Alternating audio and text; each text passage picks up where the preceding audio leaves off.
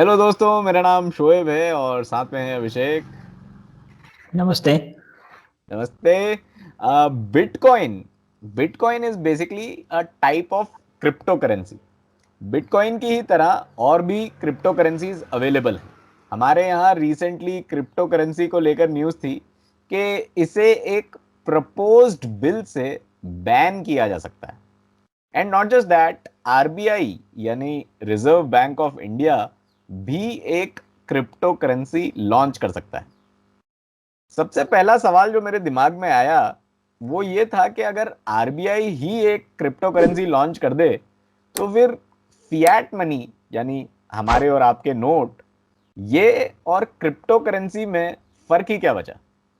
Actually crypto currency का जो USP है वो ये है कि वो एक डिसेंट्रलाइज्ड करेंसी है।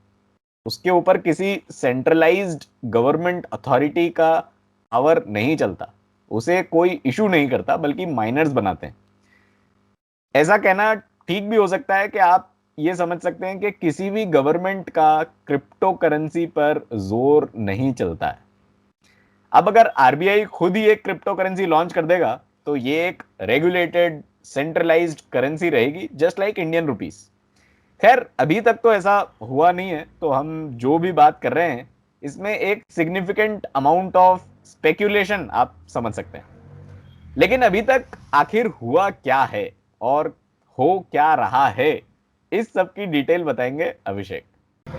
हमने लगभग एक साल पहले 8 मार्च 2020 को क्रिप्टो करेंसी पे एक एपिसोड किया था, जिसकी लिंक आपको डिस्क्रिप्शन बॉक्स में मिल जाएगी। तो उसमें ये इशू था कि आरबीआई ने इंडिया में क्रिप्टो करेंसी को बैन कर दिया था। उसके बाद में उस डिसीजन को सुप्रीम कोर्ट में चैलेंज किया गया था, और सुप्रीम कोर्ट ने जो आरबीआई का जो डिसीजन था उसके अगेंस्ट में डिसीजन दिया था और क्रिप्टो करेंसी को इंडिया में फिर से अलाउ कर दिया था। उस समय सुप्रीम कोर्ट का मेन रीजन तो जजमेंट के पीछे वो ये था कि भारत में ऐसा कुछ कानून नहीं है जिस कानून के अंदर आप क्रिप्टो करेंसी को बैन कर सके। तो अब सरकार वही करने जा रही है। जो अभी बजट सेशन चल रहा है उसमें एक कानून प्रपोज है। उस कानून में जैसे शोएब ने बताया कि इंडिया में क्रिप्टो करेंसी को बैन किया जा सकता है और आरबीआई अपनी खुद की क्रिप्टो करेंसी ला सकती है। अब ये ऐसा क्यों हो रहा है कि अचानक एक साल में क्या हो गया कि सरकार खुद की या आरबीआई खुद की क्रिप्टो करेंसी ला रही है। हम उस पर जाए उसके पहले मैं बता दूं कि जैसे कि जो बिटकॉइन है, कई टाइप की क्रिप्टो करेंसी होती है। जो मोस्ट पॉपुलर है बिटकॉइन है, तो उसकी लास्ट एक साल में प्राइस में क्या चेंजेस हुआ है। तो अगर हम 20 फरवरी 2020 की बात करें तो जो बिटकॉइन की वैल्यू थी वो लगभग 10,000 के करीब थी। और उसके बाद देखिए आप एक साल में ये वैल्यू जो आज की तारीख में है वो पहुंच चुकी है 55,660 यूएसडी। अगर हम इसको इंडियन रुपीस में कन्वर्ट करें तो एक बिटकॉइन की वैल्यू हो गई है लगभग 40,61,000 रुपये। तो ये एक बहुत ही एक वैल्यू में 10,000 से लेकर 55,000 यूएसडी तक बिटकॉइन की वैल्यू पहुंच गई है। और रिसेंटली पिछले कुछ 2 एक महीने में इसमें एक बहुत ही ज़्यादा एक्टिविटी दिखी बिटकॉइन में। उसकी वैल्यू में एक आप बोल सकते हैं बिल्कुल भी वैल्यू बिटकॉइन चप्पर फाड़ के बाहर निकल चुका है। अब क्रिप्टो करेंसी बिटकॉइन को लेकर इतना इंटरेस्ट क्यों आ रहा है? क्यों सरकारें अब खुद की डिजिटल करेंसी या क्रिप्टो करेंसी लाने की कोशिश कर रही है? जैसे कि हम पता है कि इंडिया क्रिप्टो करेंसी पे बैन लगा रहा है। उसके अलावा हम ये देखिए कि इंडिया में कितना वॉल्यूम है क्रिप्टो करेंसी का। तो जो वजीर एक्स है, एक वजीर एक ट्रेडिंग वेबसाइट है जिसपे आप क्रिप्टो करेंसी या बिटकॉइन में डील कर सकते हो। उसके सीईओ के अकॉर्डिंग लगभग 70 मिलियन इंडियंस ने बिटकॉइन में इन्वेस्ट कर रखा है, जिसकी वैल्यू अप्रोक्सीमेटली 1 बिलियन यूएसडी है। अब जैसे हो रही कि गवर्नमेंट का क्यों इंटरेस्ट आया है, तो सबसे पहले चाइना ने ये अनाउंसमेंट किया था कि वो अपनी खुद की एक क्रिप्टो करेंसी लॉन्च करने वाली है। उसके लिए उन्होंने एक प्रोग्राम लॉन्च किया था। इस प्रोग्राम का नाम था डिजिटल करेंसी इलेक्ट्रॉनिक पेमेंट। अब चाइना अपनी खुद की क्रिप्टो करेंसी क्यों लॉन्च करना चाहता है? अभी से हम सबको बताइए, कोई भी जो ग्लोबल ट्रेड होता है वो होता है डॉलर में। आपको किसी भी दो कंट्री को आपस में ट्रेड करना है तो आपको डॉलर में पेमेंट करना पड़ेगा। तो अभी चाइना एक तरह से देखिए दुनिया भर की फैक्ट्री है, मैन्युफैक्चरिंग हब है पूरी दुनिया में। उस मैन्युफैक्चरिंग के लिए चाइना को पूरी दुनिया से रॉ मटेरियल खरीदना पड़ता है। वो रॉ मटेरियल खरीदता है डॉलर में। उसके अलावा चाइना ने कई कंट्रीज में इन्वेस्टमेंट भी कर रखा है। इसमें one one dot one belt जो एक कोई स्कीम है, उसमें उन्होंने कई कंट्रीज को लोन दिया हुआ है, तो वो लोन भी उन्होंने डॉलर के टर्म्स में दिया हुआ है।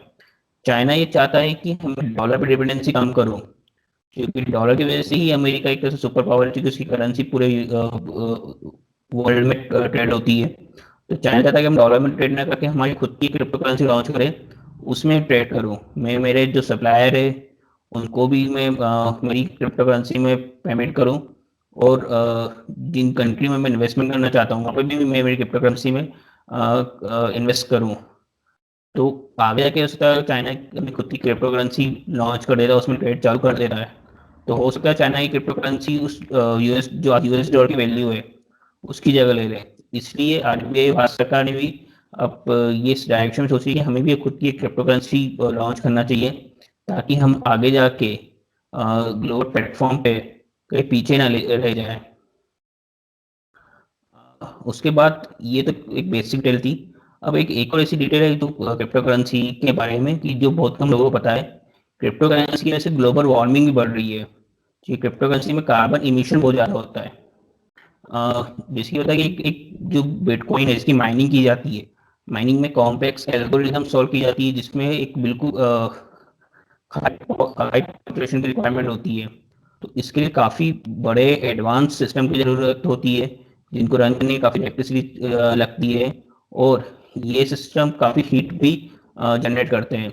तो एक स्टडी से पता पड़ा है कि अगर हम ये देखें कि एक सार्बन बिटकॉइन का ट्रांजेक्शन होता है, उसे कितना कार्बन फुटप्रिंट निकल रहा है, उसको हम किसी कंट्री के कार्बन फुटप्रिंट से कंपेयर करें तो कितना है।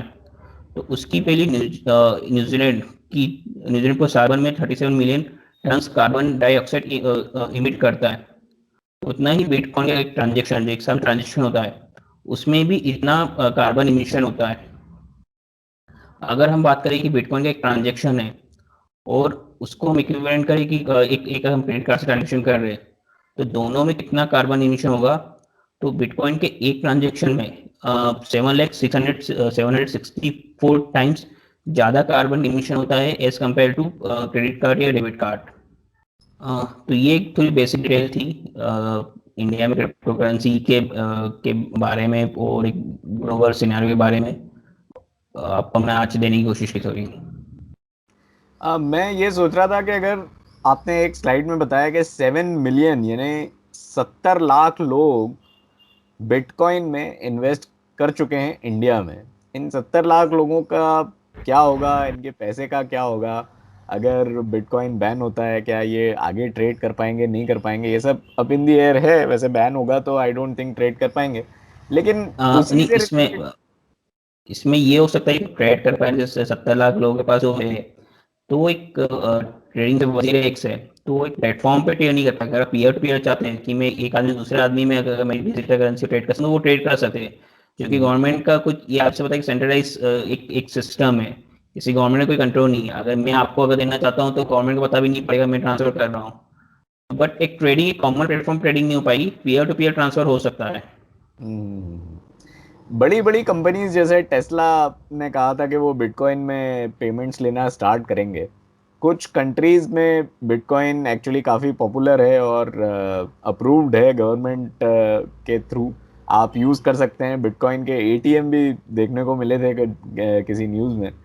तो मेरा सवाल इससे रिलेटेड मेरा सवाल यही था, और आप इसका आंसर दे सकते हैं कमेंट बॉक्स में, कि क्रिप्टो करेंसी को बैन करना क्या ये सही सॉल्यूशन है? अगर हाँ तो क्यों, अगर नहीं तो क्यों नहीं? तो फिलहाल इस बार के कॉन कॉल में इतना ही। अगली बार फिर मिलेंगे, तब तक के लिए टेक केयर।